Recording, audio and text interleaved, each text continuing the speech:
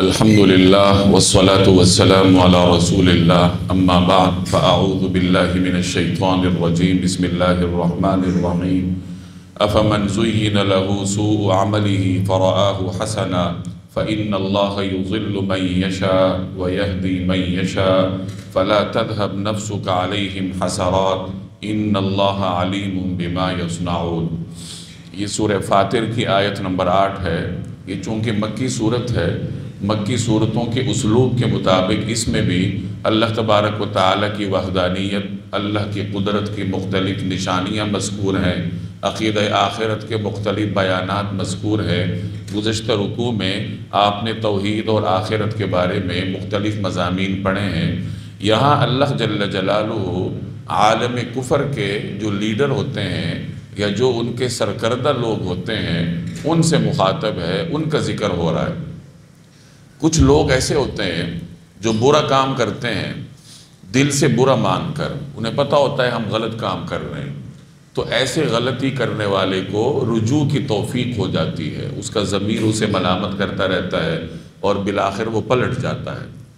کچھ سرکردہ قسم کے لوگ ایسے ہوتے ہیں جنہوں نے اپنے ضمیر کو مار کر رکھا ہوتا ہے، وہ برا کام کرتے ہیں اسے اچھا سمجھ کے، دین سے نفرت کرتے ہیں اسے اچھی چیز سمجھ کے، برائی کرتے ہیں تہذیب اور ثقافت سمجھ کر۔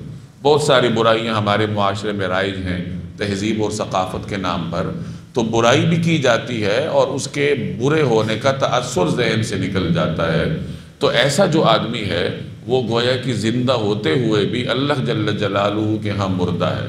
ایسے آدمی کے لیے پھر واپسی بڑی مشکل ہوتی ہے، کیونکہ واپس تو وہ آتا ہے جسے اپنے راستے سے بھٹکنے کا احساس ہوتا ہے۔ جسے راستے سے بھٹکنے کا احساس ہی نہ ہو تو وہ واپس کیسے آئے گا؟ تو یہاں اسی کا ذکر ہے کہ ایسا سرکردہ آدمی جو کہ اتنا دور جا چکا ہو کہ واپسی کا امکان نہ ہو، اپنی غلطی کو اچھائی سمجھتا ہو، اپنی برائی کو تہذیب اور ثقافت کا عنوان دیتا ہو، اپنی غلطیوں کو اچھا عنوان دے کر ان کو جسٹیفائی کرتا ہو، دوسروں کو بھی اپنے پیچھے چلاتا ہو، تو ایسے آدمی کے لیے پھر واپسی مشکل ہوتی ہے۔ افمن زین لہ سوء عملہ، بھلا بتاؤ کہ جس شخص کی نظروں میں اس کی بدعملی ہی خوشنما بنا کر پیش کی گئی، یعنی اپنی برائی کو وہ اچھا سمجھتا ہو۔ افمن زین لہ سوء عملہ فرآہ حسنا، فرآہ حسنا جس کی بنا پر وہ اس بدعملی کو اچھا سمجھتا ہے، خوشنما بنا کر اس کے سامنے پیش کی گئی ہے، وہ اسے اچھا سمجھ رہا ہے۔ فإن اللہ یضل من یشاء، کیونکہ اللہ جس کو چاہتا ہے راستے سے بھٹکا دیتا ہے، ویہدی من یشاء، اور جس کو چاہتا ہے ٹھیک راستے پر پہنچا دیتا ہے۔ یعنی ایسا جو آدمی ہے وہ اسباب کے درجے میں جو درست راستے کے اسباب ہو سکتے ہیں انہیں ختم کر دیتا ہے، پھر اس کے لیے واپسی نہیں ہوتی۔ تو گویا اللہ جل جلالہ اس کے لیے اس برائی کے راستے کو آسان کر دیتا ہے۔ یہ مضمون پہلے بھی بارہا آپ کے سامنے آ چکا ہے کہ ایک آدمی جس راستے پر چلتا ہے وہی راستہ اللہ اس کے لیے آسان کرتا ہے۔ کوئی آدمی نیک راستے پہ چلتا ہے، کوشش کرتا ہے، بار بار بھٹک جاتا ہے، پھر کوشش کرتا ہے، تو اللہ اس کے لیے نیک راستہ آسان کر دیتا ہے۔ ایک آدمی برائی کے راستے پر چلتا ہے، اسے واپسی کی فکر ہی نہیں ہے، تو اللہ اس کے لیے برائی کے راستے کو آسان کر دیتا ہے۔ اس کو یوں تعبیر کیا گیا کہ اللہ جسے چاہتا ہے بھٹکا دیتا ہے۔ اس کا یہ مطلب نہیں ہے کہ اللہ نے جبراً کسی کو راستے سے ہٹا دیا، اگر ایسا ہوتا ہے تو پھر عذاب کا کیا مطلب تھا؟ مفہوم اس کا یہ ہے کہ اللہ نے راہ راست پر آنے کے جو اسباب رکھے ہیں اس نے وہ تمام اسباب ختم کر دیے اپنے حق میں، اپنے ضمیر کو مار کر رکھ دیا، حق کی طرف اس کا رجحان نہیں ہے اور برائی کے راستے پہ چلتا جا رہا ہے، تو اللہ نے اس کے لیے آسان کر دیا۔ فَلَا تَذْهَبْ نَفْسُكَ عَلَيْهِمْ حَسَرَاتٍ، لہٰذا ایسا نہ ہو کہ ان پر افسوس کے مارے تمہاری جان ہی جاتی رہے۔ ان اللہ علیم بما یصنعون، یقین رکھو کہ جو کچھ یہ کر رہے ہیں اللہ اسے خوب جانتا ہے، چونکہ یہ کفر کے سرغنوں کی بات ہے۔ جناب رسول اللہ صلی اللہ علیہ وسلم ان کے حوالے سے مضطرب رہا کرتے تھے، تو اللہ تعالیٰ آپ کو تسلی دے رہا ہے کہ اے حبیب کہیں ایسا نہ ہو کہ آپ ان کے غم میں اپنے آپ کو بھلاتے رہیں، اپنے آپ کو کہیں نقصان نہ پہنچا بیٹھیں، اپنی صحت کا یا کسی اور حوالے سے کہیں آپ کوئی کمی نہ کر بیٹھیں، تو آپ ان کی اتنی زیادہ فکر نہ فرمایا کیجئے، کیونکہ جب ان کے اندر کی صلاحیت ہی ختم ہو گئی ہے تو یہ گویا کہ مردوں کی طرح ہیں، اور مردوں کو تو کوئی سنوا نہیں سکتا۔ آگے بھی اسی مضمون کا ذکر آئے گا۔ وَاللَّهُ الَّذِي أَرْسَلَ الرِّيَاحَ فَتُثِيرُ سَحَابًا، اور اللہ ہی ہے جو ہوائیں بھیجتا ہے پھر وہ بادلوں کو اٹھاتی ہیں۔ فَسُقْنَاهُ إِلَى بَلَدٍ مَيِّتٍ، پھر ہم انہیں ہنکا کر ایک ایسے شہر کی طرف لے جاتے ہیں جو مردہ ہو چکا ہوتا ہے۔ فَأَحْيَيْنَا بِهِ الْأَرْضَ بَعْدَ مَوْتِهَا، پھر ہم اس کے ذریعے مردہ زمین کو نئی زندگی عطا کرتے ہیں۔ كَذَلِكَ النُّشُورُ، بس اسی طرح انسانوں کی دوسری زندگی ہوگی۔ عقیدہ آخرت کو ایک مشاہدے کے ذریعے سمجھایا گیا ہے کہ انسان دیکھتا ہے کہ ایک زمین مردہ ہے، اللہ تعالیٰ بادلوں کو ہنکاتا ہے، وہاں بارش ہوتی ہے، بارش کے ذریعے زمین زندہ ہو جاتی ہے۔ تو جو رب مردہ زمین کو زندہ کر سکتا ہے وہ قبر میں پڑے ہوئے مردہ انسان کو بھی زندہ کر سکتا ہے۔ من کان یرید العزہ، جو شخص عزت حاصل کرنا چاہتا ہو، فللہ العزت جمیعا، تو تمام تر عزت اللہ کے قبضے میں ہے، یعنی حقیقی عزت اللہ کے ہاں ہے۔ دنیا میں ہم نے عزت کے الگ معیار بنا رکھے ہوتے ہیں تو وہ معیار سب کھوکھلے ہیں۔ حقیقی عزت وہ ہے جو اللہ کے ہاں ہے۔ اللہ کسی کو جب عزت دیتا ہے تو وہی حقیقی عزت ہوتی ہے۔ الیہ یصعد الکلم الطیب، پاکیزہ کلمہ اس کی طرف چڑھتا ہے، والعمل الصالح یرفعہ، اور نیک عمل اس کو اوپر اٹھاتا ہے۔ انسان نظریہ رکھتا ہے، عقیدہ رکھتا ہے، عقیدے کے بنیاد پر نیک کلمہ کہتا ہے، اور پھر اس کی تصدیق اس کے عمل کے ذریعے ہوتی ہے۔ تو جو نیک کلمات ہیں انہیں انسان کا عمل اللہ کی بارگاہ میں پیش کرتا ہے، یا یوں کہہ لیجئے کہ آپ کے درست عقیدے کو اللہ کی بارگاہ میں قیمتی بنانے والی چیز اس عقیدے کے مطابق آپ کا عمل ہے۔ ایک آدمی کہتا ہے کہ میں عقیدہ توحید کا حامل ہوں، عمل اس کا شرکیہ ہے۔ ایک آدمی کہتا ہے میں عقیدہ آخرت کو مانتا ہوں، عمل اس کا ایسا ہے کہ اس کو آخرت کی فکر ہی نہیں ہے۔ تو ایسے عقائد اللہ کی بارگاہ میں قبولیت اختیار نہیں کرتے جن کے پس پشت طاقتور عمل نہ ہو۔ تو عمل نیک کلمے کو اللہ کی بارگاہ میں پہنچاتا ہے۔ یہ جو کلم الطیب فرمایا کہ کلمہ جو طیبہ ہے اسے نیک عمل اوپر پہنچاتا ہے۔ تو کلم الطیب سے مراد ایمان پر مشتمل کلمات بھی ہیں، اس سے مراد ذکر اذکار بھی ہیں۔ زبان سے انسان جو بھی نیک جملے کہتا ہے وہ سب اس سے مراد ہے۔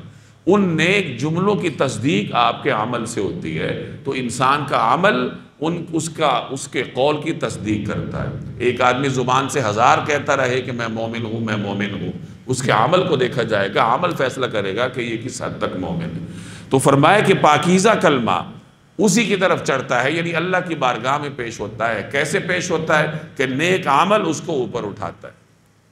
والذین یمکرون السیئات، اور جو لوگ بری بری مکاریاں کر رہے ہیں، لہم عذاب شدید، ان کو سخت عذاب ہوگا۔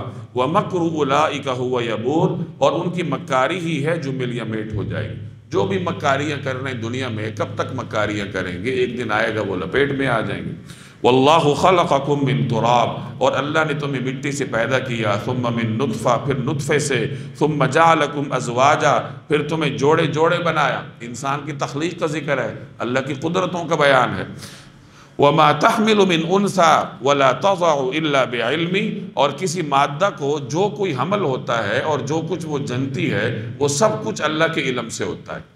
کسی کے ہاں کوئی حمل ہے، کسی کے ہاں ڈیلیوری ہو رہی ہے، تو یہ سب اللہ کے علم میں ہے۔ وما يعمر من معمر، اور کسی عمر رسیدہ کو جتنی عمر دی جاتی ہے، ولا ينقص من عمره، اور اس کی عمر میں جو کوئی کمی ہوتی ہے، الا فی کتاب، وہ سب ایک کتاب میں درج ہے۔ یعنی لوح محفوظ میں سب درج ہے کہ ایک آدمی کی عمر کتنی ہوگی، زیادہ کتنی ہوگی، کم کتنی ہوگی۔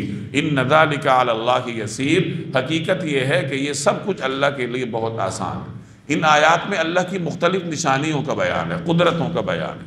وما یستوی البحران، اور دو دریا برابر نہیں ہوتے، کوئی میٹھے پانی کا ہوتا ہے، کوئی کڑوے پانی کا ہوتا ہے۔ ھذا عذب فرات، یہ ایک ایسا میٹھا ہے کہ اس سے پیاس بجھتی ہے، یعنی ایک دریا میٹھا ہے، اس کا پانی میٹھا ہے، پیاس بجھاتا ہے۔ سائغ شرابہ، پینے میں خوشگوار ہے۔ وھذا ملح اجاج، اور دوسرا کڑوا ہے، نمکین ہے۔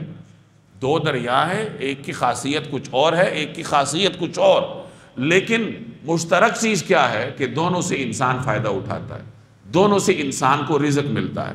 وَمِن كُلٍّ تَأْكُلُونَ لَحْمًا طَرِيًّا، اور ہر ایک سے تم تازہ گوشت کھاتے ہو مچھلیوں کا۔ وَتَسْتَخْرِجُونَ حِلْيَةً، اور وہ زیور نکالتے ہو، تلبسونہا، جو تمہارے پہننے کے کام آتا ہے۔ پانی سے سیپیاں، موتی، مختلف چیزیں نکلتی ہیں نا، خواتین کے مختلف جگہوں پہ زیور بنانے کے کام آتا ہے۔ وَتَرَى الْفُلْكَ فِيهِ مَوَاخِرَ، اور تم کشتیوں کو دیکھتے ہو کہ وہ اس میں پانی کو پھاڑتی ہوئی چلتی ہیں۔ لِتَبْتَغُوا مِن فَضْلِهِ، تاکہ تم اللہ کا فضل تلاش کرو۔ وَلَعَلَّكُمْ تَشْكُرُونَ، اور تاکہ شکر گزار بنو۔ یعنی سمندری سفر کر کے تم رزق تلاش کرتے ہو، یہاں رزق کو اللہ کا فضل کہا گیا۔ سمندری ذریعے سے انسان تجارت کرتا ہے، ملازمت کرتا ہے، ماہی گیر مچھلیاں پکڑتے ہیں، تو سمندروں میں اللہ نے، دریاؤں میں انسان کا بہت سارا رزق رکھا ہے۔ اس رزق کو اللہ نے اپنے فضل سے تعبیر کیا، تو فرمایا کہ یہ مختلف قسم کے پانی ہیں دریاؤں میں، سمندروں میں، ان سے تمہیں رزق ملتا ہے، تم اللہ کا فضل تلاش کرتے ہو، اللہ تم پر فضل کرتا ہے، کیوں؟ تاکہ تم شکر کرو۔ تو تمہیں اللہ کی قدرتوں پر غور کر کے پھر شکر کرنا چاہیے۔ یولج اللیل فی النہار، وہ رات کو دن میں داخل کر دیتا ہے، ویولج النہار فی اللیل، اور دن کو رات میں داخل کر دیتا ہے۔ وسخر الشمس والقمر، اور اس نے سورج اور چاند کو کام پر لگا دیا ہے۔ یہ پہلے بھی آپ پڑھ چکے ہیں یہ آیات بار بار، کہ کبھی رات لمبی ہوتی ہے تو گویا دن رات میں چلا جاتا ہے، کبھی دن لمبا ہوتا ہے اور وہی حصہ جو پہلے رات میں ہوتا ہے اب دن میں آ جاتا ہے۔ اسی طرح سورج ہے، چاند ہے، یہ سب اللہ نے کام میں لگائے ہیں، انسان کے لیے مختلف معاملات، مختلف خدمتیں انجام دیتے ہیں۔ کل یجری لاجل مسمی، ہر ایک کسی مقررہ میعاد تک کے لیے رواں دواں ہے۔ سورج ہے، چاند ہے، جو بھی اجرام فلکی ہیں وہ اپنے اپنے مدار میں رواں ہیں، اور ایک خاص مدت تک رواں ہے۔ جب وہ مدت پوری ہوگی اللہ تعالیٰ اس نظام کو لپیٹ دے گا، قیامت واقع ہو جائے گی۔ ذالکم اللہ، یہ ہے اللہ تعالیٰ، ربکم، جو تمہارا پروردگار ہے، لہ الملک، ساری بادشاہی اسی کی ہے، والذین تدعون من دونہ، اور اسے چھوڑ کر جن کو تم پکارتے ہو، اللہ کو چھوڑ کر تم جن بندوں کو پکارتے ہو، جن پتھروں کو پکارتے ہو، جن جنات کو پکارتے ہو، ما یملکون من قطمیر، وہ کھجور کی گٹھلی کے چھلکے کے برابر بھی کوئی اختیار نہیں رکھتے۔ کھجور کی گٹھلی ہوتی ہے نا، اس کے اوپر چھلکا ہوتا ہے، اس چھلکے کو قطمیر کہتے ہیں۔ تو جس قدر وہ چھلکا ہے، اس چھلکے کے برابر بھی اللہ کے غیر کے پاس کوئی ذاتی طاقت نہیں ہوتی، جو کچھ ہوتا ہے اللہ کی طرف سے ہوتا ہے۔ تو فرمایا گیا کہ اللہ کے غیر کو مت پکارو، اس کے پاس تمہارے لیے کچھ نہیں ہے، تمہارے لیے جو کچھ ہے وہ سب کدھر ہے؟ اللہ کے ہاں ہے۔ ان تدعوہم، اگر تم ان کو پکارو گے، لا یسمعوا دعاءکم، تو وہ تمہاری پکار سنیں گے ہی نہیں۔ اہل عرب بتوں کو پکارتے تھے تو کہا گیا وہ تو سن ہی نہیں سکتے۔ وَلَوْ سَمِعُوا، اور اگر سن بھی لیں، مَسْتَجَابُوا لَكُمْ، تو تمہیں کوئی جواب نہیں دے سکیں گے۔ یعنی اگر تم کسی انسان کی پوجا کرتے ہو، کسی اور مخلوق کی پوجا کرتے ہو، وہ تمہاری پکار سن بھی لے تو وہ تمہارے لیے کچھ کر نہیں سکتا، کیونکہ نفع اور نقصان کا مالک تو اللہ ہے۔ وَيَوْمَ الْقِيَامَةِ يَكْفُرُونَ بِشِرْكِكُمْ، اور قیامت کے دن خود تمہارے شرک کی وہ خود تردید کریں گے، یعنی جن کی تم پوجا کرتے ہو قیامت کے دن وہ خود تمہارے مخالف ہو جائیں گے، جیسے پیچھے آپ پڑھ کے آئیں۔ وَلَا يُنَبِّئُكَ مِثْلُ خَبِيرٍ، اور جس ذات کو تمام باتوں کی مکمل خبر ہے اس کے برابر تمہیں کوئی اور صحیح بات نہیں بتائے گا۔ یعنی صحیح بات کس کے پاس ہے؟ اللہ کے پاس ہے، جسے تمام باتوں کی خبر ہے۔ تو جب ان تمام تر قدرتوں کا، علوم کا مالک وہ ہے، تو پھر سجدہ بھی اسی کو کرو، عبادت بھی اسی کی کرو، دعا بھی اسی سے مانگ۔ یا ایہا الناس، اے لوگو، انتم الفقراء الی اللہ، تم سب اللہ کے محتاج ہو، واللہ هو الغنی، اور اللہ بے نیاز ہے، الحمید، ہر تعریف کا بذات خود مستحق ہے۔ تم تعریف کرو یا نہ کرو، اللہ کی بارگاہ میں تمہاری تعریف سے کوئی فرق نہیں پڑتا۔ تمام انسان اللہ کی تعریف کرتے رہے، اللہ کی بادشاہی میں ایک چھلکے کے برابر اضافہ نہیں ہوتا۔ تمام انسان اللہ کی تعریف چھوڑ دیں تو اللہ کی کبریائی میں کوئی فرق نہیں پڑتا۔ اللہ تعالیٰ ایسی ذات ہے جو بذات خود تعریف کے مستحق ہے، کوئی دوسرا چاہے تعریف کرے یا نہ کرے، تو وہ غنی ہے، تمام مخلوقات اس کے دربار کے محتاج ہیں۔ ان یشاء یذہبکم، اگر وہ چاہے تو تم سب کو فنا کر دے، تم سب کو لے جائے، وَيَأْتِ بِخَلْقٍ جَدِيدٍ، اور ایک نئی مخلوق وجود میں لے آئے، وَمَا ذَلِكَ عَلَى اللَّهِ بِعَزِيزٍ، اور یہ کام اللہ کے لیے کچھ بھی مشکل نہیں ہے۔ کہ وہ سب مخلوق ختم کر کے ایک نئی مخلوق کھڑی کر سکتا ہے۔ وَلَا تَزِرُ وَازِرَةٌ وِزْرَ أُخْرَى، اور کوئی بوجھ اٹھانے والا کسی دوسرے کا بوجھ نہیں اٹھائے گا۔ قیامت کا ذکر ہے، ہر آدمی اپنے گناہوں کا بوجھ خود اپنے کندھے پہ لا دے گا، کوئی دوسرا آدمی اس کی مدد نہیں کر سکتا۔ نہ ماں بیٹے کی مدد کر سکتی ہے، نہ بیٹا ماں کی مدد کر سکتا ہے، نہ باپ اولاد کی مدد کر سکتا ہے، کوئی رشتہ دوسرے کے کام نہیں آئے گا۔ دوسری جگہ اللہ نے وضاحت کے ساتھ ذکر کیا، یوم یفر المرء من اخیہ، انسان اپنے بھائی سے بھاگے گا، وامہ وابیہ، ماں باپ سے بھاگے گا، وصاحبتہ وبنی، بیوی سے اولاد سے بھاگے گا۔ دنیا میں انسان جو کچھ کرتا ہے اولاد کے لیے کرتا ہے، لیکن کل قیامت کے دن اسی اولاد سے بھاگے گا، اس قدر افراتفری ہوگی۔ یہی چیز ہمیں بار بار سمجھائی جا رہی ہے کہ دیکھو، ایک اللہ کے ساتھ اپنا رشتہ مضبوط کرو، مخلوق کی وجہ سے اللہ کے ساتھ رشتہ مت بگاڑو، کیونکہ کوئی تمہارا بوجھ نہیں اٹھائے گا قیامت کے دن، نہ اولاد اٹھائے گی نہ والدین اٹھائیں۔ وَإِن تَدْعُ مُثْقَلَةٌ إِلَىٰ حِمْلِهَا، اور جس کسی پر کوئی بوجھ لدا ہو، اگر وہ کسی اور کو اس کے اٹھانے کی دعوت دے گا، لا يحمل منہ شیء، تو اس میں سے کچھ بھی نہیں اٹھایا جائے گا، وَلَوْ كَانَ ذَا قُرْبَىٰ، چاہے وہ کوئی قریبی رشتہ داری کیوں نہ ہو۔ یعنی کل قیامت کے دن کوئی آدمی اپنے قریبی رشتہ دار کو بلائے کہ بیٹے میرا یہ بوجھ اٹھا دو، بیٹا نہیں اٹھا سکتا، ماں بھی نہیں اٹھا سکتی، باپ بھی نہیں اٹھا سکتا، خود اٹھانا پڑے گا۔ قبر میں بھی اکیلے جانا پڑتا ہے، قبر کا حساب بھی اکیلے دینا پڑتا ہے، قیامت والے دن اولین اور آخرین کے سامنے انسان کو حساب دینا پڑے گا، کوئی اس کی مدد نہیں کرے گا۔ حدیث کا مفہوم ہے کہ اللہ کی بارگاہ میں تم سب کو اٹھایا جائے گا اور تم میں سے کسی کا کوئی ترجمان نہیں ہوگا، بذات خود اللہ جل جلالہ کے جلال کے سامنے تمہیں حاضری دے کر سوالات کے جوابات دینے پڑے۔ تو یہ سب کچھ انسان نے تن تنہا کرنا ہوتا ہے، کوئی اس کے ساتھ شریک نہیں ہوتا۔ اس کی مثالیں آپ کو دنیا میں بھی ملتی ہیں۔ دنیا میں انسان بیمار ہوتا ہے تو درد اسے ہی برداشت کرنا پڑتا ہے نا۔ ماں بیٹے کے سرہانے بیٹھی رہے گی، لیکن وہ بیٹے کا درد بانٹ تو نہیں سکتی نا، کم تو نہیں کر سکتی، دوائی دے سکتی ہے، اس کی بیمار پرسی کر سکتی ہے، درد تو اسے خود ہی برداشت کرنا پڑتا ہے، بیماریاں دنیا میں خود ہی بھگتنی پڑتی۔ تو جیسے دنیا میں کوئی آپ کے حصے کی بیماری نہیں لے سکتا، تو قیامت کے دن کوئی آپ کے حصے کا گناہ نہیں لے سکتا۔ وَإِنَّمَا تُنذِرُ الَّذِينَ يَخْشَوْنَ رَبَّهُمْ بِالْغَيْبِ، اور اے پیغمبر آپ انہی لوگوں کو خبردار کر سکتے ہیں جو اپنے پروردگار کو دیکھے بغیر اس سے ڈرتے ہیں۔ یعنی تبلیغ کا فائدہ کس کو ہوتا ہے؟ تبلیغ کا فائدہ اس کو ہوتا ہے جس کے دل میں احساس ہو، جو اللہ کا خوف رکھتا ہو۔ وَأَقَامُوا الصَّلَاةَ، اور نماز، جنہوں نے نماز قائم کی ہو۔ وَمَن تَزَكَّىٰ، اور جو شخص پاک ہوتا ہے، فَإِنَّمَا يَتَزَكَّىٰ لِنَفْسِهِ، وہ اپنے ہی فائدے کے لیے پاک ہوتا ہے۔ یہی بات سکھائی جا رہی ہے کہ نفع بھی تمہارا ہے، نقصان بھی تمہارا ہے، فیصلہ تمہارا اپنا ہے۔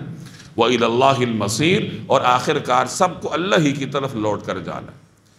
اب آگے اللہ تبارک و تعالی مسلمان اور کافر کی مثال دے رہے ہیں کہ مسلمان کی مثال تو ایسی ہے جیسے دیکھنے والا ہے، جیسے نور ہوتا ہے، جیسے کوئی آدمی جنت میں ہے، تو یہ تمام مسلمان کی مثال ہے۔ اور برے آدمی کی مثال ایسی ہے جیسے کوئی آدمی اندھا ہوتا ہے، کوئی آدمی اندھیروں میں ہوتا ہے، کوئی آدمی سخت دھوپ میں ہوتا ہے۔ تو یہ تمام کفر کی مثالیں ہیں جو اللہ تبارک و تعالیٰ تمثیلات کے ذریعے بیان کر رہے ہیں۔ وَمَا يَسْتَوِي الْأَعْمَى وَالْبَصِيرُ، اور اندھا اور دیکھنے والا برابر نہیں ہو سکتے، تو مسلمان اور کافر بھی برابر نہیں ہوتے۔ وَلَا الظُّلُمَاتُ وَلَا النُّورُ، اور نہ اندھیرے اور روشنی، وَلَا الظِّلُّ وَلَا الْحَرُورُ، اور نہ سایہ اور دھوپ، وَمَا يَسْتَوِي الْأَحْيَاءُ وَلَا الْأَمْوَاتُ، اور زندہ لوگ اور مردے برابر نہیں ہو سکتے۔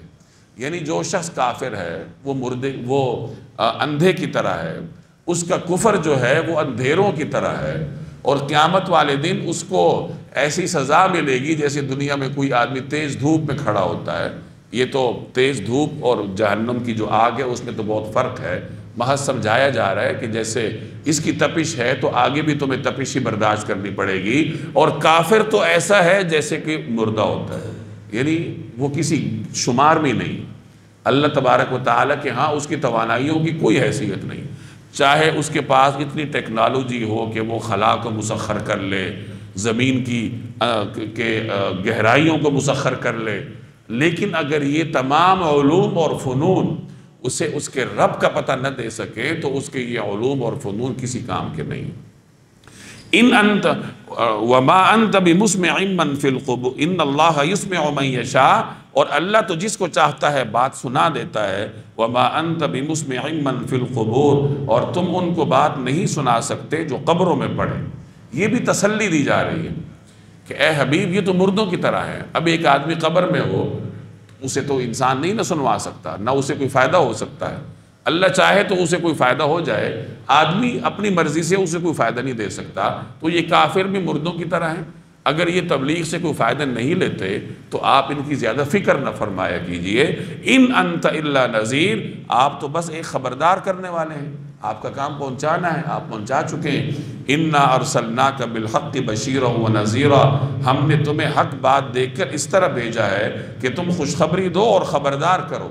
آپ کا کام پہنچانا ہے، خوشخبری دینا ہے، جہنم کا ڈراوا ان تک پہنچانا ہے، وہ آپ پہنچا چکے. اب اگر وہ اپنی مردہ دلی کی وجہ سے فائدہ نہیں اٹھا پا رہے تو وہ ان کا اپنا مقدر ہے. وَإِن مِّنْ أُمَّةٍ، اور کوئی امت ایسی نہیں ہے إِلَّا خَلَا فِيهَا نَذِيرٌ، جس میں کوئی خبردار کرنے والا نہ آیا. اللہ نے ہر قوم کی طرف خبردار کرنے والا بھیجا ہے. یا تو اقوام کی طرف پیغمبر آئے ہیں، یا پھر کسی دوسری قوم کی طرف آئے ہوئے پیغمبر کی تعلیمات پہنچی ہیں. کسی نہ کسی طریقے سے اللہ نے دنیا کی ہر قوم کی طرف پیغام پہنچا رکھا ہے. اور اس آخری امت کے لیے اللہ نے تمام انسانوں تک نبی کریم صلی اللہ علیہ وسلم کا پیغام پہنچا رکھا ہے. تو ہر ایک تک پیغام پہنچ چکا ہے. کوئی آدمی قیامت کے دن یہ نہیں کہہ سکتا کہ مجھ تک تو پیغام ہی نہیں پہنچا. وَإِن يُكَذِّبُوكَ، اور اگر یہ آپ کو جھٹلا رہے ہیں، یہ بھی تسلی دی جا رہی ہے، اگر یہ آپ کو جھٹلا رہے اے حبیب، فَقَدْ كَذَّبَ الَّذِينَ مِن قَبْلِهِمْ، تو ان سے جو پہلے لوگ گزرے تھے انہوں نے بھی رسولوں کو جھٹلایا تھا. یعنی یہی تکذیب کا سامنا پچھلے انبیاء کو بھی رہا ہے. جاءتھم رسلہم بالبینات، ان کے پیغمبر ان کے پاس کھلی کھلی نشانیاں لے کر، وبالزبر، اور صحیفے لے کر، وبالکتاب المنیر، اور روشنی پھیلانے والی کتاب لے کر آئے تھے. پچھلے انبیاء کا ذکر ہے. ثم اخذت الذین کفروا، پھر جن لوگوں نے انکار کی روش اپنائی تھی میں نے انہیں پکڑ میں لے لیا. فکیف کان نکیر، اب دیکھو کہ میری سزا کیسی تھی. اگر یہ امت بھی اسی راستے پہ چلے گی تو اللہ کی تو سنت ایک ہی ہے کہ جب کوئی بغاوت اپناتا ہے تو اللہ کے عذاب کا کوڑا اس کے اوپر برستا ہے. الم تر ان اللہ انزل من السماء ماء، کیا تم نے نہیں دیکھا کہ اللہ نے آسمان سے پانی اتارا. فَأَخْرَجْنَا بِهِ ثَمَرَاتٍ مُخْتَلِفًا أَلْوَانُهَا، پھر ہم نے اس کے ذریعے رنگ برنگ کے پھل اگائے. یہاں ایک دو آیات میں کائنات میں پھیلے ہوئے تنوع کا ذکر ہے. اس کائنات میں ہر طرف آپ کو ایک اختلاف نظر آتا ہے، تنوع نظر آتا ہے. یعنی آپ کو مختلف قسم کی ویرائٹی نظر آتی رنگوں کی شکل میں. درختوں کو آپ دیکھ لیں، ایک جیسا پانی دیا جاتا ہے، ایک باغ کو ایک جیسے پانی سے سیراب کیا جاتا ہے، لیکن درختوں کے جو پھل ہیں وہ مختلف ہوتے ہیں، ان کا ذائقہ مختلف ہوتا ہے. ایک درخت کو کسان ایک جیسے غذا دیتا ہے، لیکن اس درخت پہ لگے ہوئے پھل ذائقے میں ایک دوسرے سے مختلف ہوتے ہیں. بسا اوقات رنگت میں بھی فرق ہوتا ہے. انسانوں کو دیکھ لیں، رنگوں میں فرق ہے، مزاجوں میں فرق ہے، سوچنے سمجھنے کی صلاحیتوں میں فرق ہے، انداز میں فرق ہے. ہر طرف انسان کو تنوع نظر آتا ہے. اس کا مطلب یہ ہے کہ خالق کائنات نے ہر چیز کو ایک انفرادی حیثیت سے پیدا کیا. ایسا نہیں ہے کہ ایک سانچہ ہو اور اس سانچے میں ڈھل ڈھل کے مخلوق آئی. جیسے اینٹ کا سانچہ ہوتا ہے نا، پھر اسی میں ڈھال کے ہزاروں اینٹیں بنا دی جاتی ہیں، سب ایک جیسی ہوتی ہیں. تو انسان ایسے کسی سانچے میں ڈھل کے نہیں آئے. ہر انسان قدرت کی الگ صناعی سے تیار ہو کے بنا ہے، الگ صلاحیتیں لے کر آئے. دو انسانوں کے دماغی صلاحیتیں ایک جیسی نہیں ہوتی. انسانوں کی کسی ایک توانائی کو آپ لے لیں، اس کی پیچیدگی سے آپ سر پکڑ کے بیٹھ جاتے. تو معلوم ہوا کہ ہر انسان اور ہر مخلوق کا جو ہر فرد ہے وہ قدرت کی الگ صناعی سے وجود میں آیا ہے. تو یہ خود بخود تو نہیں ہو سکتے نا کہ ایک حادثہ ہو گیا اور اس حادثے کے نتیجے میں اتنی رنگ برنگی مخلوق پیدا ہو گئی. یہ کیسے ہوگی؟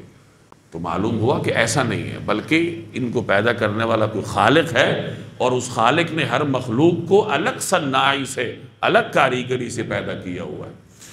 تو اسی تنوع کی طرف یہاں متوجہ کیا جا رہا ہے کہ تم نے دیکھا نہیں کہ اللہ نے آسمان سے پانی اتارا، فَأَخْرَجْنَا بِهِ ثَمَرَاتٍ مُخْتَلِفًا أَلْوَانُهَا، پھر ہم نے اس کے ذریعے رنگ برنگ کے پھل اگائے، وَمِنَ الْجِبَالِ جُدَدٌ بِيضٌ وَحُمْرٌ مُخْتَلِفٌ أَلْوَانُهَا وَغَرَابِيبُ سُودٌ، اور پہاڑوں میں بھی ایسے ٹکڑے ہیں جو رنگ برنگ کے سفید اور سرخ ہیں اور کالے سیاہ بھی۔ پہاڑوں کو دیکھ لیں، کوئی کالے ہیں، کوئی سیاہ ہیں، کوئی سفید ہیں، کوئی بھورے ہیں، تو یہ پہاڑوں میں بھی آپ کو تنوع نظر آتا ہے۔ وَمِنَ النَّاسِ، اور انسانوں میں، وَالدَّوَابِّ، اور جانوروں میں، وَالْأَنْعَامِ، اور چوپایوں میں، مُخْتَلِفٌ أَلْوَانُهُ كَذَلِكَ، ان میں بھی ایسے ہیں جن کے رنگ مختلف ہیں۔ انسانوں میں بھی جیسے میں نے پہلے عرض کیا کہ رنگ مختلف ہیں، صلاحیتیں مختلف ہیں، یہ تنوع ہے۔ انما یخشی اللہ من عبادہ العلماء، اللہ سے اس کے بندوں میں وہی ڈرتے ہیں جو علم رکھنے والے ہیں۔ ان اللہ عزیز الغفور، یقیناً اللہ صاحب اقتدار بھی ہے، بہت بخشنے والا ہے۔ مختلف قسم کے پھیلے ہوئے تنوع کا ذکر ہے۔ پھر آگے کہا گیا اب اللہ سے زیادہ ڈرنے والا کون ہے؟ جو اس تنوع کو سمجھتا ہو، اللہ کی صفات کا اس کو علم ہو، اللہ کی قدرت کا اس کو علم ہو، اللہ تبارک و تعالیٰ کی طاقتوں کو، اللہ کی جو کبریائی ہے اس کو جانتا ہو، ایسے شخص کو عالم کہا جاتا ہے۔ ایسا ہی شخص اللہ سے سب سے زیادہ ڈرتا ہے، اور ایسا ہی شخص وہ ہے جسے ہم متقی کہتے ہیں۔ تو معلوم ہوا کہ علم وہ فائدہ مند ہے جس کے ساتھ تقویٰ ہے۔ یاد رکھیے، تقویٰ کے بغیر محض معلومات کی کثرت سے کوئی آدمی عالم نہیں بنتا۔ وہ سندی طور پہ عالم بن جائے گا، پروفیشن کے اعتبار سے عالم کہلائے گا، لیکن یہ وہ عالم نہیں ہے جس کا ذکر یہاں ہو رہا ہے کہ اللہ کے بندوں میں سے علماء ہی ہیں جو اس سے سب سے زیادہ ڈرتے ہیں۔ تو کثرت علم کے ساتھ جب تک خشیت نہ آئے اس وقت تک وہ شخص عالم نہیں کہلا سکتا۔ جس کی معلومات زیادہ ہوتی ہیں، اگر وہ درست معلومات ہوں، اللہ کی معرفت رکھتا ہو، تو اس کے اندر اللہ جل جلالہ کی خشیت بھی اتنی ہی زیادہ آتی ہے۔ ان اللہ عزیز الغفور، یقیناً اللہ صاحب اقتدار بھی ہے، بہت بخشنے والا بھی۔ ان الذین یتلون کتاب اللہ، جو لوگ اللہ کی کتاب کی تلاوت کرتے ہیں، وَأَقَامُوا الصَّلَاةَ، اور جنہوں نے نماز کی پابندی کر رکھی ہے، وَأَنفَقُوا مِمَّا رَزَقْنَاهُمْ، اور ہم نے جو انہیں رزق دیا ہے اس میں سے خرچ کرتے ہیں، سِرًّا وَعَلَانِيَةً، خفیہ بھی اور اعلانیہ بھی، یرجون تجارۃ لن تبور، وہ ایسی تجارت کے امیدوار ہیں جو کبھی نقصان نہیں اٹھائے گی، لیوفیہم اجورہم، تاکہ اللہ ان کے پورے اجر ان کو دے دے، ویزیدہم من فضلی، اور اپنے فضل سے اور زیادہ بھی دے، انہ غفور شکور، یقیناً وہ بہت بخشنے والا بڑا قدردان۔ اب یہاں ایک تجارت کا ذکر ہے، جیسی تجارت میں ہوتا ہے کہ آپ کچھ دیتے ہیں بدلے میں نفع حاصل کرتے ہیں، تو تجارت کی مثال دے کے سمجھایا جا رہا ہے کہ ایک آدمی جب اللہ کی بارگاہ میں اپنی کوئی مشقت پیش کرتا ہے، محنت پیش کرتا ہے، تو اللہ بدلے میں اسے اجر دیتا ہے۔ تو یہ بھی گویا ایک طرح کی صورتاً تجارت ہے کہ آپ محنت کرتے ہیں، نماز پڑھتے ہیں، زکوٰۃ ادا کرتے ہیں، اللہ کی بارگاہ میں عبادات کا نذرانہ پیش کرتے ہیں، تو بدلے میں اللہ تعالیٰ آپ کو اجر دیتا ہے۔ یہ ایک ایسی تجارت ہے جس میں نقصان ہے ہی نہیں۔ دنیا میں تو تجارت میں نقصان ہو جاتا ہے، کبھی آپ کے متوقع نفع سے کم نفع آپ کو حاصل ہوتا ہے، کبھی سرے سے نفع حاصل نہیں ہوتا، لیکن اللہ تبارک و تعالیٰ کے ہاں جو تجارت ہے اس کے اندر نقصان کی کوئی گنجائش نہیں ہوتی، اس کے اندر فائدہ ہی فائدہ ہوتا ہے، کیونکہ اللہ تعالیٰ ایک کے بدلے میں 700 گنا کر کے واپس کرتا ہے۔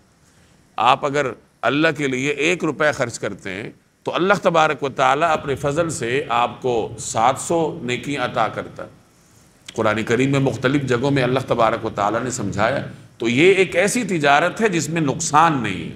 تو متوجہ کیا جا رہا ہے کہ دیکھو، جہاں تم دنیاوی تجارتیں کرتے ہو تو وہاں یہ تجارت بھی کر کے دیکھو۔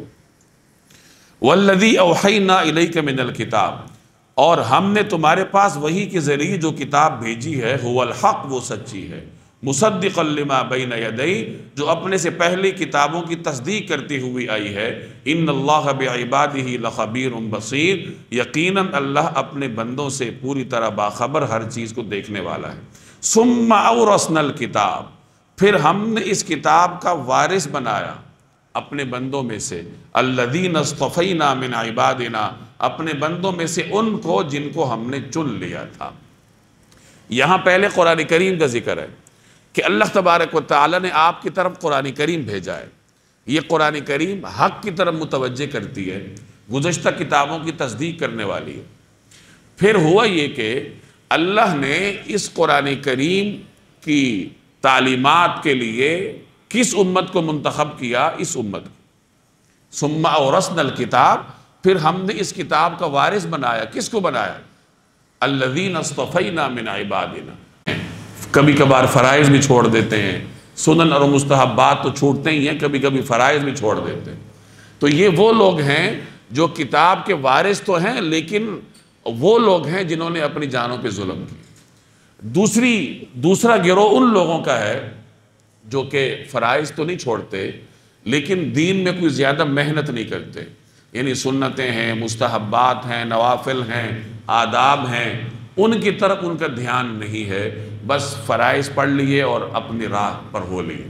ایسوں کو فرمایا کہ وَمِنْهُمْ مُقْتَصِدٌ، کہ درمیانی درجے کے۔ اور تیسرے نمبر پر اعلیٰ قسم کے گروپ کا بیان ہے کہ اعلیٰ لوگ کون ہیں؟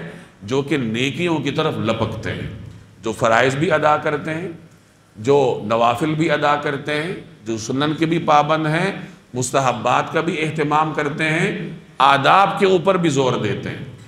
تو یہ تینوں امت ہی کے حصے ہیں، اور ان تینوں کو اللہ نے کتاب کا وارث بنایا، لیکن تینوں کے درجات اللہ کے ہاں الگ الگ ہیں، جن کا ذکر آگے آ رہا ہے۔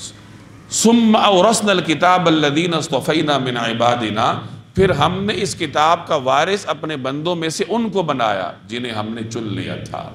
پھر ان وارثوں میں سے تقسیم کیسی ہوئی؟ فَمِنْهُمْ ظَالِمٌ لِنَفْسِهِ، ان میں سے کچھ وہ ہیں جو اپنی جان پر ظلم کرنے والے ہیں، یعنی انہوں نے اپنے آپ کو گناہوں سے آلودہ کیا۔ وَمِنْهُمْ مُقْتَصِدٌ، اور انہی میں سے کچھ ایسے ہیں جو درمیانے درجے کے ہیں۔ وَمِنْهُمْ سَابِقٌ بِالْخَيْرَاتِ بِإِذْنِ اللَّهِ، اور کچھ وہ ہیں جو اللہ کی توفیق سے نیکیوں میں بڑے چلے جاتے ہیں۔ ذَلِكَ هُوَ الْفَضْلُ الْكَبِيرُ، اور یہ بہت بڑا فضل ہے۔ یہ جو فرمایا کہ یہ بہت بڑا فضل ہے، یہاں مفسرین کی دو آراء ہے کہ اس کا مطلب کیا ہے، اس کا تعلق کس کیٹیگری سے ہے۔ بعض مفسرین فرماتے ہیں کہ اس کا تعلق اس آخری اور اعلیٰ درجے سے ہے کہ وہ لوگ جو کہ نیکیوں میں آگے بڑھتے ہیں، سبقت کرتے ہیں، تو ان کے بارے میں فرمایا کہ یہ اللہ کا بہت بڑا فضل ہے۔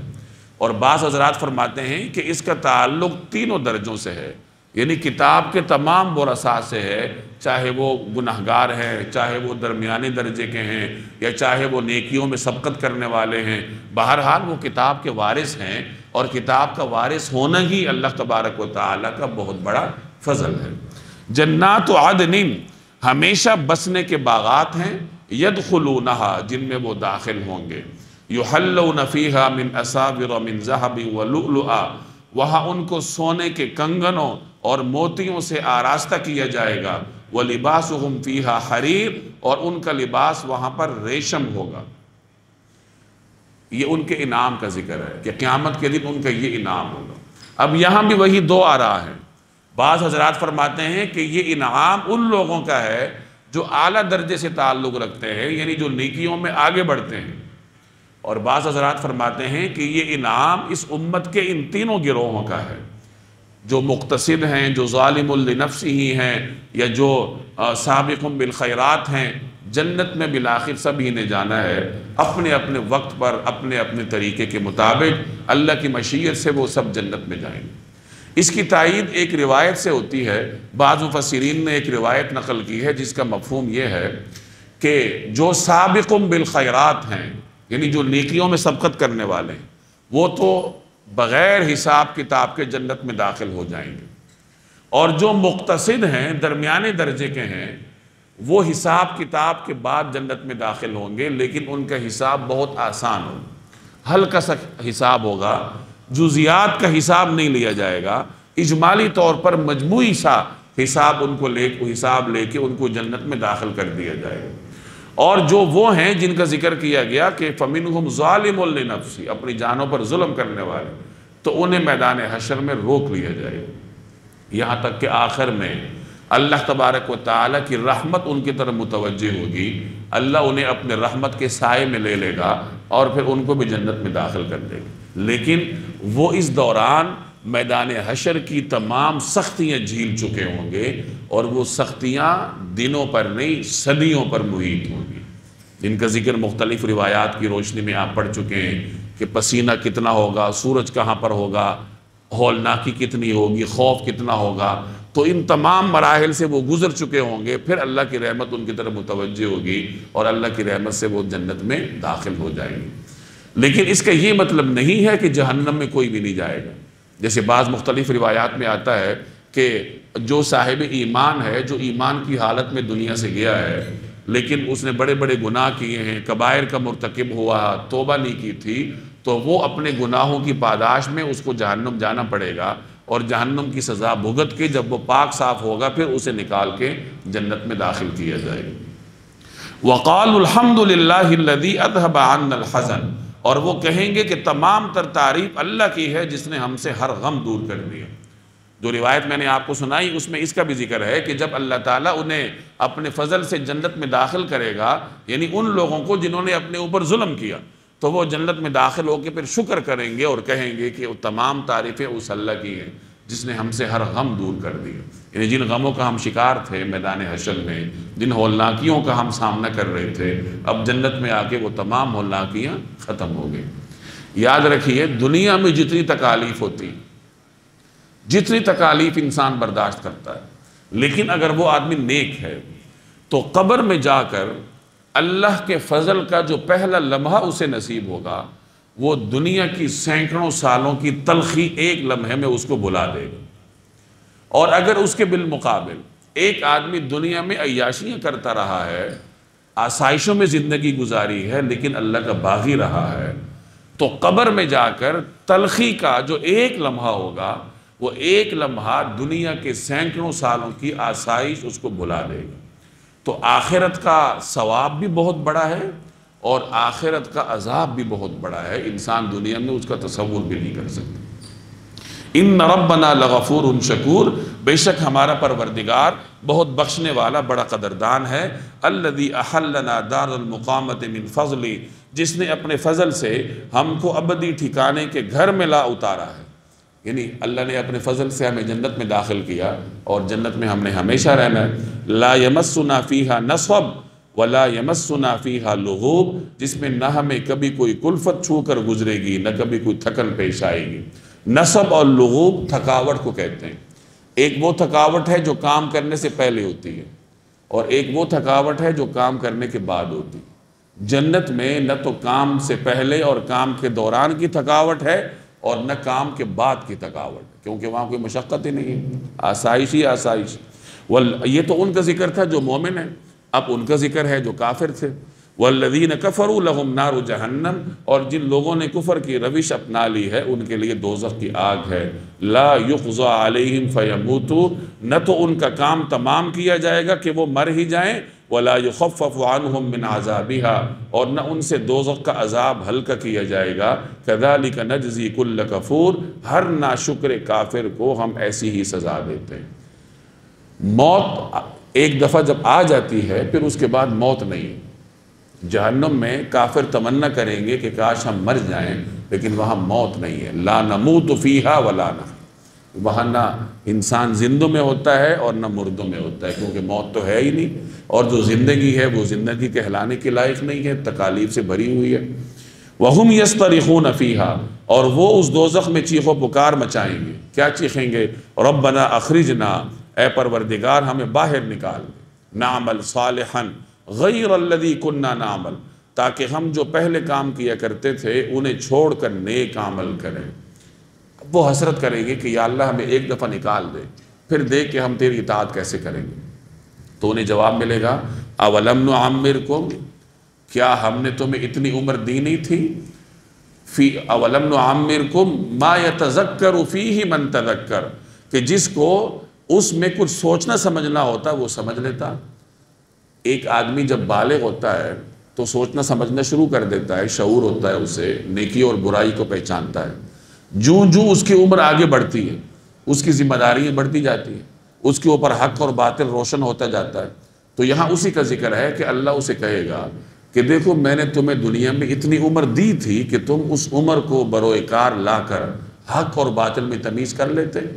کوئی 30 سال رہا، کوئی 40 سال رہا، کوئی 20 سال رہا، کوئی 60 سال رہا، کوئی 70 سال رہا، یعنی جتنا کوئی آگے بڑھتا گیا اتنی اس کی ذمہ داری بڑھتی گئی، اتنی پھر اسے جواب دہی بڑھتی جائے گی۔ تو اللہ کی بارگاہ میں ان سے پوچھا جائے گا کہ تمہیں دنیا میں مہلت دینی تھی، تم نے کیوں نہیں سمجھا؟ وَجَاءَكُمُ النَّذِيرُ، اور تمہارے پاس خبردار کرنے والا بھی آیا تھا، تمہارے پاس میری تعلیمات آئی تھی، انبیاء آئے تھے۔ مفسرین فرماتے ہیں کہ یہاں نذیر سے مراد انبیاء ہیں۔ اس امت کے لیے جناب نبی کریم صلی اللہ علیہ وسلم کی بابرکت ذات ہے کہ اللہ کی طرف سے آپ ہمارے لیے نذیر بن کر آئے، اور پھر اللہ نے اور مختلف خبردار کرنے والے مختلف علامات ہماری طرف بھیجی ہیں۔ مثلا جب ایک آدمی کے سفید بال آتے ہیں تو یہ بھی اس کے لیے خبردار کرنے والے ہیں کہ بھائی بڑھاپا آ گیا ہے۔ ایک آدمی کا جب پوتا پیدا ہوتا ہے تو یہ بھی اس کو خبردار کرنے والی بات ہے کہ دیکھو اب تمہاری اگلی نسل آ گئی ہے، تیسری نسل آ گئی، تمہارے جانے کا وقت ہو گیا۔ یہ تمام خبردار کرنے والی چیزیں انسان کے پاس آتی رہی، انسان خبردار نہیں ہوا، تو قیامت کے دن کہا جائے گا کہ اب تم کیوں واپسی مانگتے ہو؟ دنیا میں بیماریاں آتی ہیں، تکالیف آتی ہیں، مختلف قسم کی آزمائشیں آتی ہیں، انسان موت کو سامنے دیکھتا ہے، اٹھتے ہوئے جنازے دیکھتا ہے، لوگوں کی تدفین کے لیے جاتا ہے۔ یہ تمام اللہ کی جانب سے علامات ہیں کہ دیکھو تم نے بھی اسی راستے پہ جانا ہے۔ اب ایک انسان اگر پھر بھی خبردار نہ ہو، نصیحت حاصل نہ کرے، تو پھر جہنم میں اسے کہا جائے گا کہ دیکھو اب واپسی نہیں، فذوقوا، اب مزہ چکھو، فما للظالمین من نصیر، کیونکہ کوئی نہیں ہے جو ایسے ظالموں کا مددگار بنے، یعنی ایسے ظالموں کا جو دنیا عمر بھر اپنے اوپر ظلم کرتے رہے، اللہ کے ہاں ان کا کوئی مددگار نہیں ہے۔ ان اللہ عالم غیب السماوات والارض، بے شک اللہ آسمانوں اور زمین کی پوشیدہ چیزوں کا علم رکھتا ہے۔ انہ علیم بذات الصدور، بے شک وہ سینوں میں چھپی ہوئی باتوں کو خوب جانتا ہے، وہ ہر چیز کو سے واقف ہے۔ هو الذی جعلکم خلائف فی الارض، وہی ہے جس نے تمہیں زمین میں جانشین بنایا۔ اس کے دو مطلب ہیں، ایک مطلب یہ ہے کہ تم زمین میں اللہ تبارک و تعالیٰ کے خلیفہ ہو، تمہیں خلافت کا حق ادا کرنا چاہیے، اور ایک مطلب یہ ہے کہ تم پچھلوں کے جانے کے بعد تم گویا ان کی جگہ پر آئے ہو، اب تمہیں ذرا دیکھنا چاہیے کہ پچھلے لوگ کیا کرتے تھے، ان کا انجام کیا ہوا، تو میں اس سے سبق حاصل کروں۔ فمن کفر، اب جو شخص کفر کرے گا، فعلیہ کفر، تو اس کا کفر اسی پر پڑے گا۔ یہ پہلے بھی بات آ چکی کہ کوئی آدمی ایسا کوئی عمل نہیں کرتا جس سے اللہ کی کبریائی میں اضافہ ہو۔ انسان جو بھی عمل کرتا ہے اپنے لیے کرتا ہے، فائدہ بھی اسی کا، نقصان بھی اسی کا۔ وَلَا يَزِيدُ الْكَافِرِينَ كُفْرُهُمْ عِنْدَ رَبِّهِمْ إِلَّا مَقْتًا، اور کافروں کے لیے ان کا کفر ان کے پروردگار کے پاس غضب کے سوا کسی اور چیز میں اضافہ نہیں کرتا۔ وَلَا يَزِيدُ الْكَافِرِينَ كُفْرُهُمْ إِلَّا خَسَارًا، اور کافروں کو ان کے کفر سے خسارے کے سوا کسی چیز میں ترقی حاصل نہیں ہوتی۔ یعنی نافرمانی کی سزا، نافرمانی کا نتیجہ کیا ہے؟ سزا میں اضافہ۔ قُلْ أَرَأَيْتُمْ، آپ ان سے کہہ دیجئے کہ بھلا بتاؤ، قُلْ أَرَأَيْتُمْ شُرَكَاءَكُمْ، کہ بھلا بتاؤ کہ اپنے وہ شریک، الَّذِينَ تَدْعُونَ مِن دُونِ اللَّهِ، کہ جن کو تم اللہ کے سوا پکارتے تھے اللہ کو چھوڑ کر، ان سے کہیے کہ بھلا بتاؤ تم اللہ کو چھوڑ کر اپنے جن من گھڑت شریکوں کو پوجا کرتے ہو، ارونی، ذرا مجھے دکھاؤ، ماذا خلقوا من الارض، کہ انہوں نے زمین کا کون سا حصہ پیدا کیا، ام لہم شرک فی السماوات، یا آسمانوں میں ان کی کون سی شرکت ہے، ام آتیناہم کتابا، یا پھر ہم نے انہیں کوئی کتاب دے رکھی ہے، فہم علی بینۃ من، جس کی کسی واضح ہدایت پر یہ لوگ قائم ہیں۔ دنیا میں کوئی بھی چیز ثابت کی جا سکتی ہے دو چیزوں سے، یا تو کسی عقلی دلیل سے ثابت کی جاتی ہے، یعنی آپ کے پاس اس کی کوئی لاجک ہے اور آپ اس کی وجہ بیان کرتے ہیں، اور دوسرا طریقہ یہ ہوتا ہے کہ کوئی ایسی اتھارٹی آپ کو حکم دیتی ہے کہ جس کا حکم دینے کے آپ ہر صورت میں پابند ہیں، تو آپ اس کے حکم کی تعمیل میں وہ کام کرتے ہیں چاہے آپ کے پاس لاجک ہو یا نہ ہو۔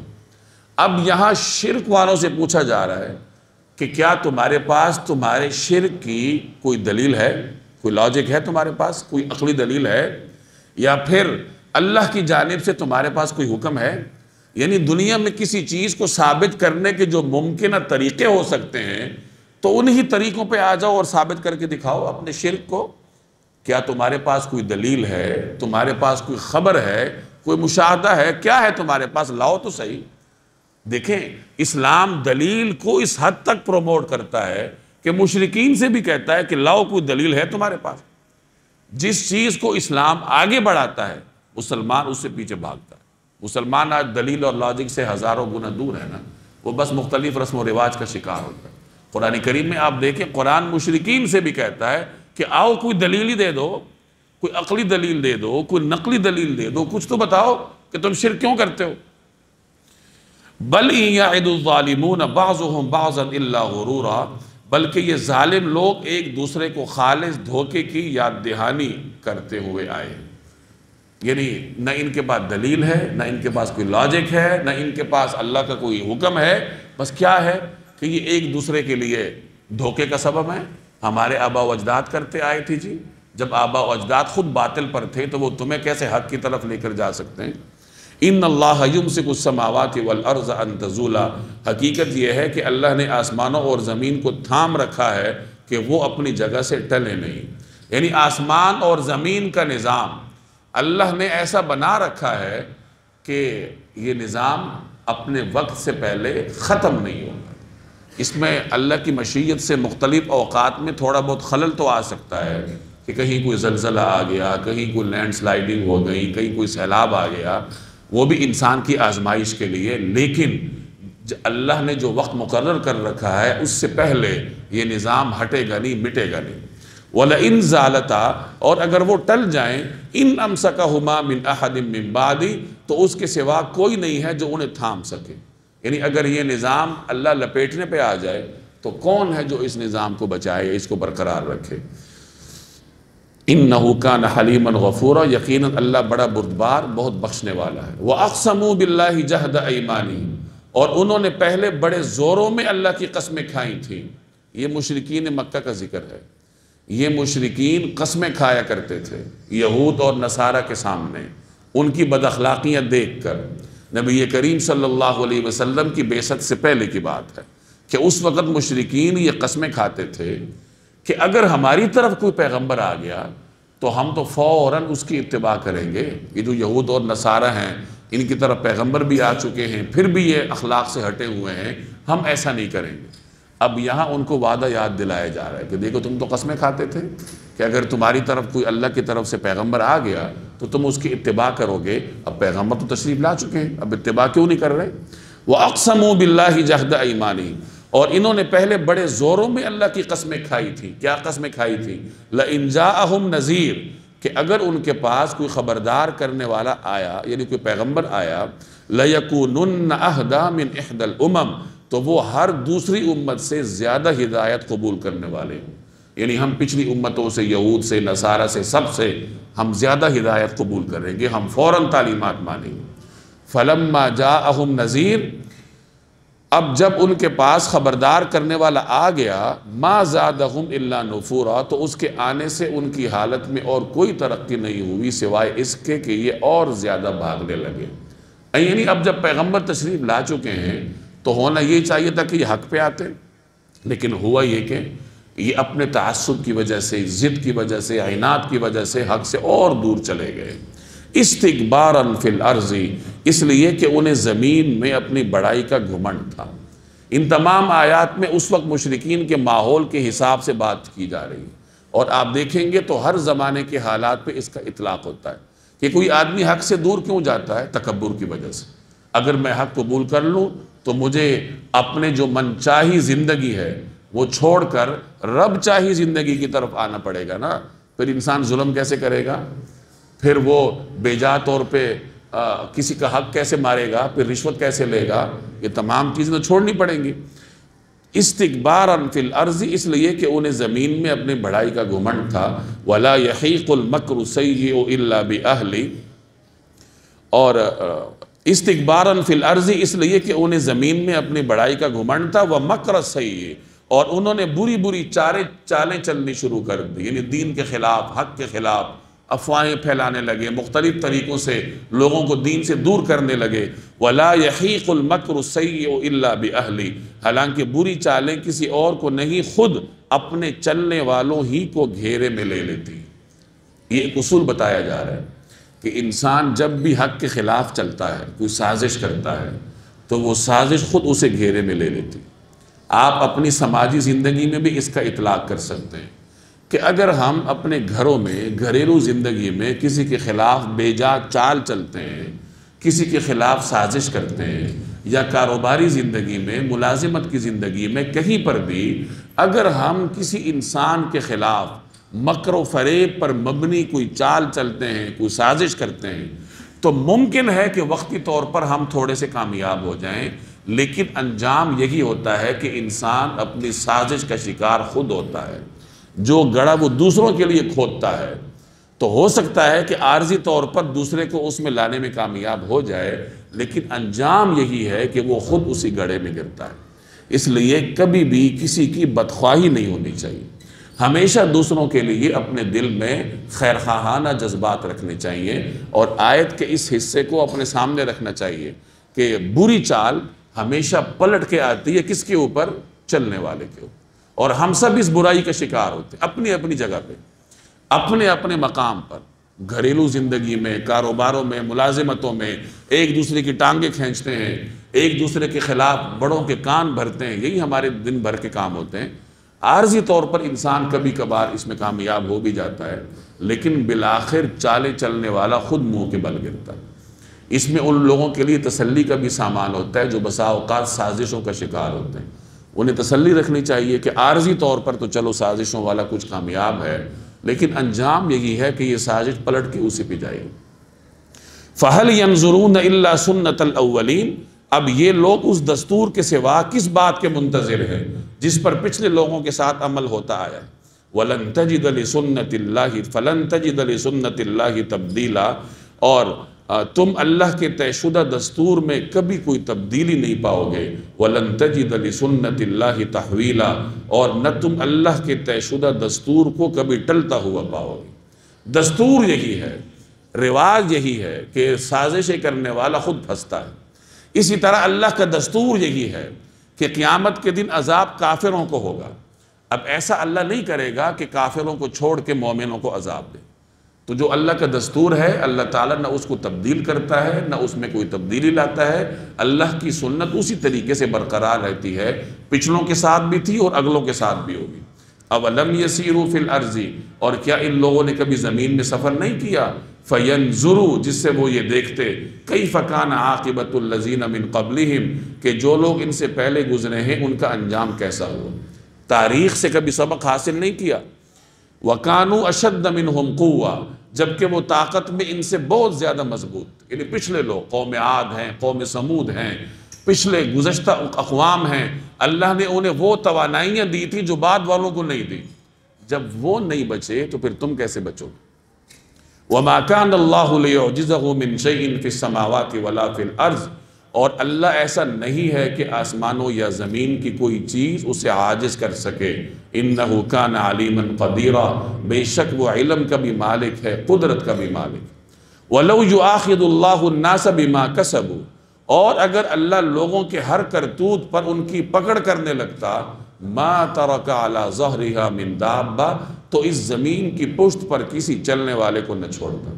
یعنی اگر اللہ تعالیٰ لوگوں کے گناہوں پر نقد سزا دینے لگ جائے تو زمین پر تو کچھ بھی باقی نہ رہے، لیکن یہ اللہ کی رحمت ہے کہ وَلَٰكِن يُؤَخِّرُهُمْ إِلَىٰ أَجَلٍ مُّسَمًّى، لیکن وہ ایک معین مدت تک کے لیے ان کو مہلت دے رہا ہے۔ اللہ ڈھیل دے رہا ہے کہ شاید یہ راہ راست پہ آ جائیں، ہو سکتا ہے یہ سمجھ جائیں۔ فَإِذَا جَاءَ أَجَلُهُمْ، پھر جب ان کا مقررہ وقت آ جائے گا، فَإِنَّ اللَّهَ كَانَ بِعِبَادِهِ بَصِيرًا، تو اللہ اپنے بندوں کو خود دیکھ لے گا۔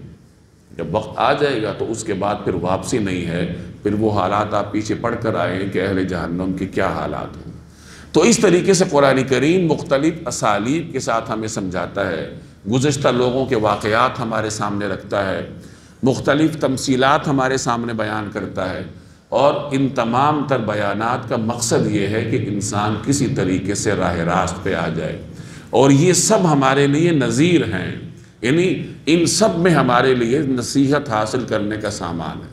لیکن اگر کوئی نصیحت حاصل کرنا ہی نہ چاہتا ہو، اس نے اپنا برتن الٹا رکھا ہوا ہو، تو اس کے اندر ہدایت کیسے جائے گی؟ اللہ تعالیٰ سمجھنے کی توفیق عطا فرمائے۔